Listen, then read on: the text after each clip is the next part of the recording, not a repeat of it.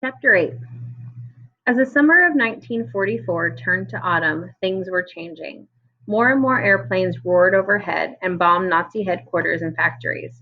Sometimes there were 2 or 3 air raids a day. Although we had no radio or news, we realized the good guys were coming to free us. I had to keep my twin sister and myself alive until they arrived. Her life was my mission and responsibility, but conditions in the camp were not better. In some ways, they were worse. During the night of October 7th, the sound of a huge explosion woke us up. Sirens wailed, dogs barked. What was happening? Later, we found out that Jews of the Sonderkommando, prisoners forced to burn corpses of fellow prisoners, had rebelled and blown up Crematorium 4 in Birkenau. They had used explosives smuggled to them by a group of Jewish girls working in the Nazi explosives factory. The men of the Sonderkommando had decided they would rather go down fighting than die in the gas chamber. They wanted to take revenge for the deaths of families and friends. Rumors circulated that as the Allied forces, the American, British, and Soviet armies approached, the SS would kill everyone in the camp. Nevertheless, Dr. Mengele continued his experiments, still hoping to make an important scientific discovery. At that time, we did not know that orders had come from the Nazi High Command for Dr. Mengele to liquidate the gypsy camp consisting of more than 2,000 prisoners, mostly women and children. Although Mengele had tried to preserve the gypsies for his research, he followed orders. They were taken to the gas chambers to be killed and then incinerated. Miriam and I and all the twins in our barracks were marched from our camp to the gypsy camp, now empty. The inmates had left behind blankets and colorful paintings on the walls.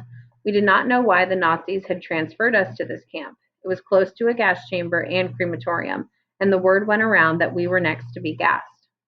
On that first day, we stood outside in the cold for roll call, patches of snow covering the ground, from 5 a.m. until 4 p.m.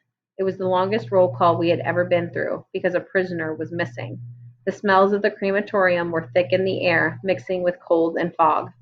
My feet froze, and so did my sister's. We never found out where the prisoner had escaped. For the next few weeks, we stayed in the gypsy camp, living in the shadow of the crematorium with constant dread that we would be killed. We never knew why that did not happen. Maybe we were saved by orders from Berlin to stop gassing the Jews. The Nazis by then must have known they were losing the war. Maybe they wanted to hide the evidence of their atrocities. Then, in early January 1945, the SS began to order people out of the barracks to go on forced marches. Raus, raus, out, they shouted.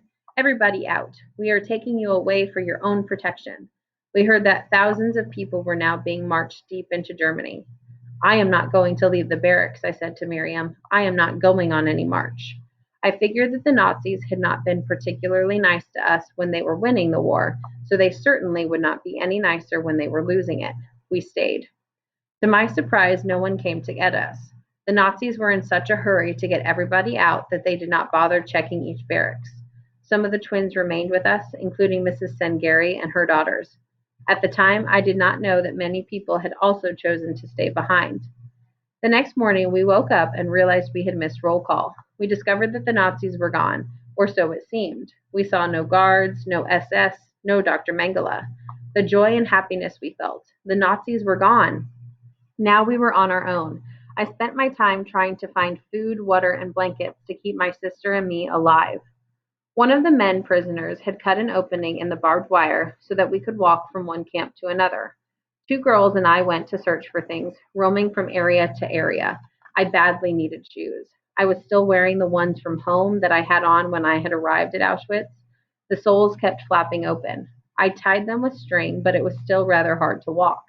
Miriam's shoes were in better condition because she had stayed in the barracks to guard our few belongings whenever I went out organizing. The girls and I went to the place where the Nazis had kept all the clothes, shoes, and blankets they had taken from the prisoners. It was a huge building the Nazis called Canada, perhaps because they saw the country of Canada as a place of abundance. Piles of belongings rose to the ceiling. I rummaged through shoe after shoe after shoe, but I could not find any that fit, so I finally chose a pair that were 2 sizes too big. I filled the toe areas with some rags and tied them with string. At least my feet were now warm. I grabbed some coats and blankets for us and brought them back to the barracks where we bundled up. One afternoon, I went to the kitchen to organize food. A couple of kids and some grown-ups who had stayed behind were already there taking bread. Holding 4 or 5 bread loaves in my arms, I heard the strange sound of a car. The Nazis are gone, so whose car is coming? I wondered. We ran outside to see. There was a jeep-like car, and 4 Nazis holding machine guns jumped out and began spraying bullets in every direction. I remember seeing a barrel of a gun pointed at my head, 3 to 4 feet from me, then I faded away. When I woke up, I thought I was dead. All around me, I saw bodies. Okay, so we are all dead, I thought. Then I moved my arms, then I moved my legs. I touched the person beside me, but there was no movement. Her body was cold. She was dead, but I was alive. I stood up, thankful to be alive. I thought it must have been a guardian angel that made me faint before the bullets hit me, because I did not have any time to think or do anything to save myself. I raced back to the barracks. Miriam, I called as I burst inside. There she was. What happened? She asked, eyes rounded with fear. The Nazis are back, I said, and added, I wonder why they are back. They almost killed me. I told her what had happened and how terrified I had been. We don't have any bread. I was so frightened, I just ran for my life. Oh, Eva, she said, what if you had been killed? We did not talk about that what if anymore. We just hugged and hugged. That same night, we were awakened by smoke and heat. Flames shot down from the roof. We could feel searing heat from the flames through the barracks walls. The barracks were on fire. We grabbed our stuff and ran outside. The Nazis were back at the camp, no longer in hiding, probably trying to destroy the evidence of their crimes. Flames reddened the sky as far as we could see. SS guards had blown up a crematorium in the building called Canada. Shirts and dresses from Canada flew through the air amidst the sparks and ashes. The Allies were attacking, and bombs lit the sky. It looked like the whole world was on fire. Thousands of people surged out of the rows and rows of barracks. The same SS guards I had seen at the kitchen lined us up for marching. Anyone who doesn't march quickly will be shot, screamed a guard. He shot randomly into the crowd as a warning. Miriam, stay with me, I whispered. We did not know where we were going. I held on to her hand very tightly. We worked our way into the middle of the group. It was safer than being in the front or the back where we might attract attention. If they started shooting, we would be surrounded by other people. The crowd swept us along. Being pushed and jostled in that big crowd, it was a struggle to stay in the middle. The SS kept shooting randomly as they herded us. Around us, as bodies fell to the ground, our fear increased. All of the children and the older people who had not been taken in the earlier marches were in this march. Later, we learned that 8,200 people, including us, marched from Birkenau that night. In 1 hour, 1,200 were killed on the way. Only 7,000 people arrived at the barracks. Forced by the wave of the crowd, we finally arrived back at the barracks in Auschwitz. It was still in the middle of the night, but the brick buildings glowed in the Klieg lights. Not knowing what would happen next, people started pushing hard, shoving to get inside the 2-story building. Miriam and I also raced toward those barracks for shelter. The SS guards inexplicably disappeared, and somehow, I cannot remember how it happened, somehow in the shuffle, I lost my twin sister. Miriam, I called, Miriam, where are you? I whirled around and around. She was not there, not anywhere. As I began to panic, my heart clobbered in my chest. My breath rushed out of me in short bursts. My face burned hot despite the cold. My eyes, darting this way and that, filled with fearful tears. What if Miriam winds up in another barracks? I thought. What if she gets transported somewhere? What if she gets hurt? What if she dies? Who would know to tell me? What if I never see her again? I left this 2-story building and half walked, half ran from barracks to barracks, calling her name. Miriam! Miriam! Miriam! I asked anyone and everyone whether they had seen a girl who looked just like me. Her name is Miriam, I told them. Miriam Moses. Please, have you seen a girl named Miriam? Some kind people must have seen my desperation, my panic. They helped me by joining in, yelling her name. Miriam Moses! Miriam Moses! But no matter where I went, no matter where I looked, no matter how loudly I yelled, I could not find her. After a while, when Miriam did not answer, the people stopped helping me search. Keep searching, they urged me, pity in their eyes, their own exhaustion making their bodies limp. She has to be here somewhere. Miriam! I did not let 30 seconds go by without yelling her name. While I saw pity and concern in some people's eyes, other people did not care, could not be bothered. So many of them had had enough and did not have even an ounce of concern left for anyone else. So you're looking for your sister? Big deal. I don't have anybody.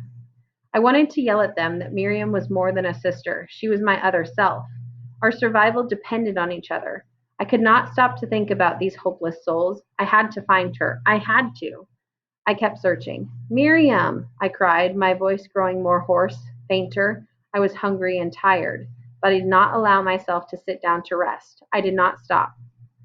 Terrified, I went from one building to another, unable to give up my search. So many emaciated people, their thin prison garb clothing, their pitiful bodies, were blocking my vision. Everywhere I looked, there seemed to be so many other people. They all looked the same to me because they were not Miriam. What could have happened to her? In one quick moment, dashing for safety, we had been separated. What had we done? I kept on. My legs shuffling forward, my arms pumping to keep me moving, I did not let myself think of hunger, of the pains in my gut, of the dryness making my tongue stick to the roof of my mouth. None of it mattered. Miriam! Miriam Moses! Miriam! Hours and hours, minutes and minutes, seconds and seconds, all piled on top of another in my panic. I had been searching for 24 hours. No Miriam. She could not have simply disappeared. I refused to accept that. Where was she? I was stumbling about in a near stupor of desperation and exhaustion when I went through yet another doorway. Miriam! Miriam Moses! Mary! I bumped into someone about my height. Sorry, I was about to lurch past the person when it hit me. It was Miriam. Miriam! I fell into her arms. She fell into mine. Where were you? I've been looking, looking, looking. What happened? I've been searching for you, she insisted. What happened to you? We hugged, we kissed. Gripping one another, we both slid to the floor to rest, crying and hanging on to each other. Eva, where were you? She asked me through her tears. We made such a mistake by racing. I thought I would never see you again. No, I could not think too much about that. I had to find you, I insisted. Then I admitted the truth to her. I was desperate. I sank into her arms, feeling like it was Hanukkah. It was a miracle. I had the strongest feeling of relief and love that I have ever felt in my whole life. I pulled away to look at her scrawny face and then put my arms around her again, holding her tight.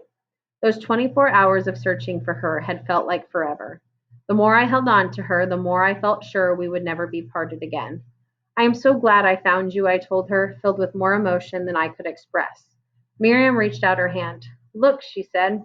There she held a piece of chocolate. Someone gave me this when I was searching for you. My eyes opened wide. She offered it to me. I broke it in half, and we savored it in this sweetest of moments. From now on, always hold my hand, I said. Never let go. Miriam agreed. Yes, we must never be separated again. This is our lucky barracks, I said. Then let's take a little nap here, Miriam said, sinking lower against the wall. I'm so tired. Our hands tightly entwined, our bodies close for comfort, we shut our weary eyes. No matter what happened next, we knew we had each other.